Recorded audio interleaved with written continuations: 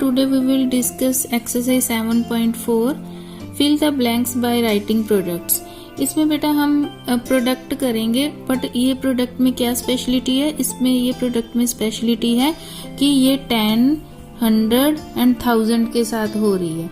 ये एक special type की प्रोडक्ट होती है, बस इसमें एक रूल को फॉलो करना होता है। वो रूल क्या है बेटा कि जब हम 10 के साथ मल्टीप्लाई करते हैं तो 10 में कितनी जीरोज हैं, 1, तो हमने इसको डायरेक्ट मल्टीप्लाई करेंगे। इसको मल्टीप्लाई करने की जरूरत नहीं है बेटा, बस जितनी जीरोज हो ना तो उस ये वाले जो भी हमें नंबर दिए होते हैं उसमें उस पॉइंट को उतने डिजिट आगे शिफ्ट कर देना है पॉइंट को।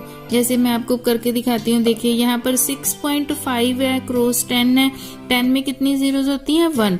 तो हम इस पॉइंट को एक पॉइंट इसके यहाँ पर शिफ्ट कर देंगे, इस तरफ राइट साइड शिफ्ट कर देना इन द सेंस।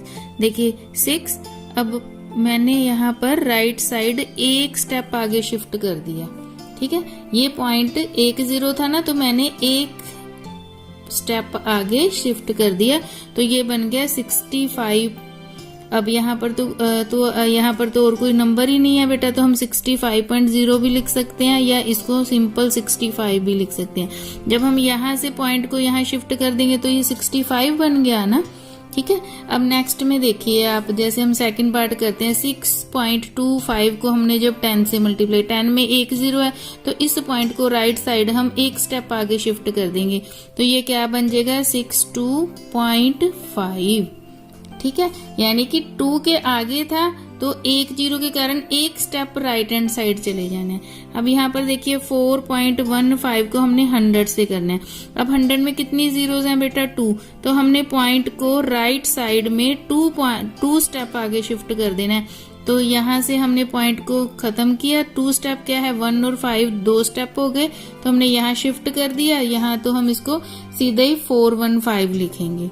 6.54 को हमने मल्टीप्लाई करना है 100 से, इसमें 2 जीरोज हैं बेटा, इसको भी हम 2 step right hand side shift करेंगे। पॉइंट को यहाँ से उठाया 2 स्टेप, क्योंकि 2 जीरोज हैं, तो ये इस तरह से बन गया 654।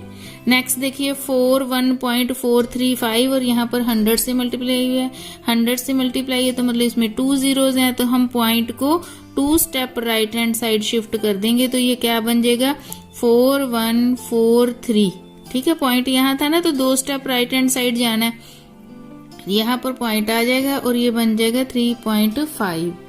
जितनी जीरोज उतने स्टेप राइट हैंड साइड जाना है बेटा। 37.125 को 100 से किया, 100 में 2 जीरोज हैं, पॉइंट को राइट हैंड साइड 2 स्टेप करेंगे, तो क्या बन जाएगा 3712.5, ठीक है। पॉइंट यहाँ था, 2 स्टेप राइट हैंड साइड गए तो यहाँ शिफ्ट हो गया। 86.2745 को 1000 से करना है बेटा। 1000 में 1 2 3 है, तो हम इस पॉइंट को राइट हैंड साइड 3 स्टेप आगे शिफ्ट कर देंगे, तो ये क्या बन जाएगा बेटा 86274.5। ओके 1 2 3, तो यहाँ आ जाएगा 2.789 को हम 1000 से करें, 3 जीरोज हैं, तो 3 स्टेप्स राइट हैंड साइड चले जाएंगे, 2789।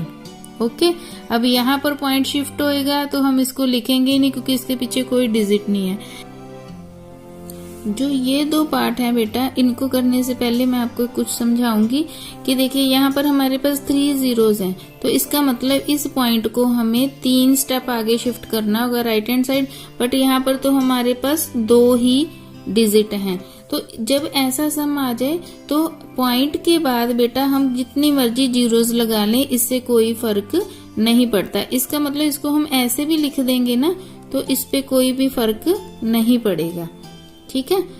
चाहे हम इसको ऐसे लिख दे, चाहे हम अपनी तरफ से जितनी मर्जी जीरोस लगा लें, तो उससे हमारे पास कोई भी फर्क नहीं पड़ता। ओके, तो अब हम क्या करेंगे, अब हमारे पास ये 3 जीरोस हैं, तो अब हम इसको 3 स्टेप आगे लेके जाएंगे। तो अब हम क्या करेंगे 9 0 8 0 1 2 3 और यहाँ पॉइंट आ गया ना, तो इसके बाद तो कोई डिजिट ही नहीं है, तो फिर इसका आंसर ये आ गया हमारे पास। यानी अगर हमें एक जीरो की जरूरत है, पॉइंट के बाद 2 ही डिजिट हैं और हमें यहाँ 3 डिजिट की जरूरत है, तो यहाँ पर हम अपनी तरफ से एक जीरो लगा सकते हैं। ऐसे ही बेटा ये वाला सम है, जैसे 7.00 को 1000 से करना है।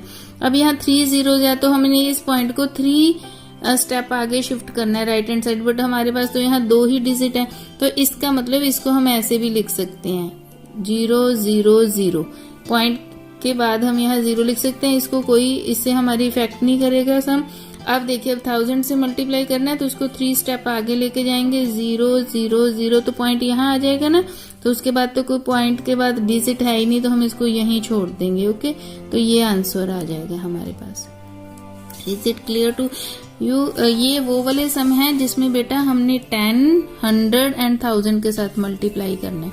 ठीक है, आगे हम मल्टीप्लाई सिंपल करना सीखेंगे, जैसे कि ये सेकंड सम है, चाहे थर्ड सम लगा लीजिए, कि जब पॉइंट में हमारे पास मल्टीप्लाई करनी आ जाए। ठीक है, तो पॉइंट में मल्टीप्लाई करने के लिए जैसे आप कोई भी सम इसमें से चूज कर ले, मान लीजिए ये सेकंड वाला मैं चूज कर रही हूँ 3 पॉइंट, देखिए आप हम कर रहे हैं सेकंड का सेकंड पार्ट।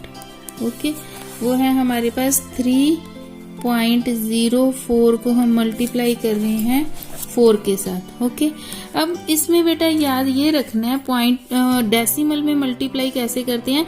डेसिमल में मल्टीप्लाई सिंपल ही करते हैं, जैसे हम सिंपल मल्टीप्लाई करते हैं। आपने सबसे पहले क्या करना है, पॉइंट को भूल जाना है और सिंपल ही मल्टीप्लाई करनी है। पॉइंट ना होता तो हम इस वाले को नंबर को ऐसे लिखते, 304 को हम 4 से मल्टीप्लाई करें, तो हम करते हैं 304 को हमने 4 से मल्टीप्लाई किया, 4 4 जा 16। ठीक है, और ये जो 1 है हम यहाँ ले गए। ठीक है, 4 0 जा 0 और 0 में हमने 1 ऐड किया तो हमारे पास क्या आ गया 1। 4 3 जा 12, तो हमारे पास आ गया 12।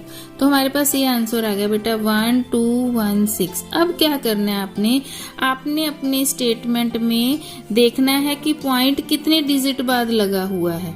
ठीक है, 2 डिजिट बाद लगा हुआ है ना, तो आपने बस आंसर में पीछे से 2 डिजिट काउंट करके यहाँ पे पॉइंट लगा देना है।